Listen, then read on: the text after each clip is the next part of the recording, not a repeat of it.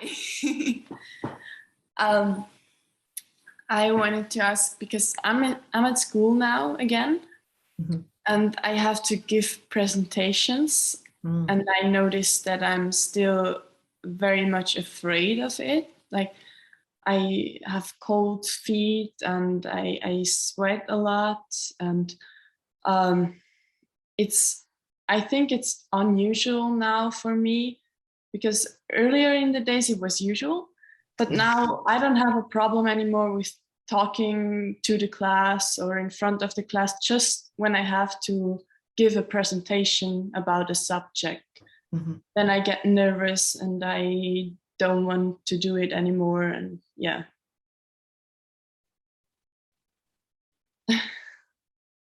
So what's the difference around you can talk in front of people, but what's the difference? What makes it tip into, I don't want to do this anymore? I think when I get not judged, the teacher has to grade me, right, for the presentation. Yes. So that's the difference, I guess.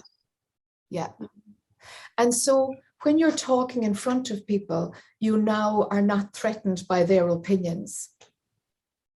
But when you're talking in front of a teacher, the mark that you will get, the percentage that you will get is the threat. Is that right? Yes. But also I do get afraid of the judgment of people. Yeah. Yes. But if I like stand in front of the class and I have to represent my opinion, it's no problem. Yeah. It's just the presentation part that scares me. Yeah. Yes. Yeah. So tell me about, do you have pressure to on yourself to get high grades? Yes. Okay. Tell me about that. Why? I don't want to fail. Is there a chance that you could fail? Yes, there is a possibility I could fail, yeah. And are your grades close to the failure line, or are they way over here in the upper range, and it's the threat of failure that is miles from you? Which? They way over here, and yes, they're very high up. But there's still a threat of failure. Okay, so is the threat realistic?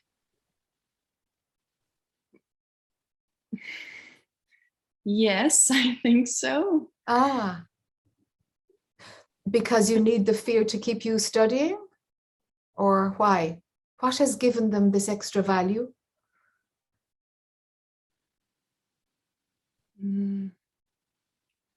Or this extra value? I think it is that the fear keeps me studying, yes. Then you need it. Yes. And so could we work with something else other than fear? Would there be some other motivation that wouldn't be so expensive on your body? Because, fear is it's very expensive, isn't it? Yeah. It takes your energy, it makes you feel nauseous, it makes you sweat, the cold feet, So what would it be like to be motivated by the love of learning? Because you get to see where your place is in the world as a result of studying. So it's exciting and it's got your future in mind. Like, it's just two examples. What would it be like to have some other motivation other than fear? The motivation of being able to learn something new, that's there with subjects that are really interesting to me. Great. But not with subjects I'm not at all interested in or presentations. So somewhere there's a belief system that you think you need fear to perform well, to get the high grade, to compensate for lack of interest in that subject. Yes. I wonder, is that true? If you really believe it's true, then you will continue to feel fear in those situations. But the way out is to find a different motivation. You know,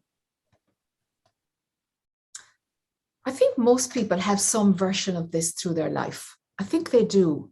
And it's around, there's always things we have to do in life that we don't want to do.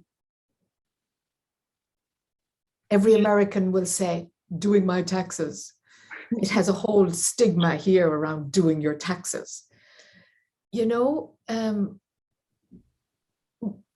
people can be fearful and use fear to do something you don't want to do. Clean the bathroom can be one, you know, and there can be fear around it. Or we can find another way, which might look like this. Okay, my personality doesn't like to do this. I hear you. But my beingness, the universe, this is what's happening. I've got to find a way of being, of aligning with the universe wants this to happen, even though my personality doesn't like it. My personality doesn't have to like everything. Yes. So it's about aligning with what's making this happen anyway. The universe is okay with it. My personality isn't. All right.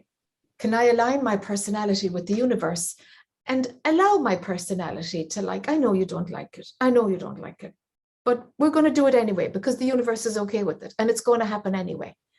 And somehow, if we genuinely do that, like from an inner felt sense of dialing into, okay, the universe is making this presentation happen today. You can fight, dear personality. You can fight all you want. And then we have to go to fear. Or you can say, okay, don't like to do this stuff, but I'm going to do it anyway. All right, this is just pain in the ass, but heck, I'm saying yes to it. Because if the universe is all right with it, I can be all right with it too. That actually works. Because you're aligning your perception, not completely with the personality, which of course will go into paralysis of some sort. It will go into a suffering response, a little bit similar to Alexander's last situation there, when all of our attention is on the personality's response. It hurts. Suffering happens. But when we can see it as the divine sees it, see it as you, as beingness itself, you as the universe actually is, unfolding. The movie is unfolding, that a big presentation has to happen today and it's 5% of the end of the year mark. All right, so the universe is all right with this. I see your personality. It's okay. It's okay. I got you. I got you. We're going to go with this. Finding a way then for the personality to yield. Now there's like a small percentage on your personality that is giving out about it and saying, no. It's like, it's okay. I got this. The universe. I'm the universe. I'm making this happen. Somewhere I am making this happen. What I am is making this happen. You see? And that perception, well, it's the truth. It's the truth. So you're going more into presence rather than personality. For full-on fear response, we need 100% of our identification to be in there. When the fear response is kind of disproportionate to what's causing it. You know? Yes. I'll try that. Does it make sense? Yes, totally. Great. Yes, it does. Great.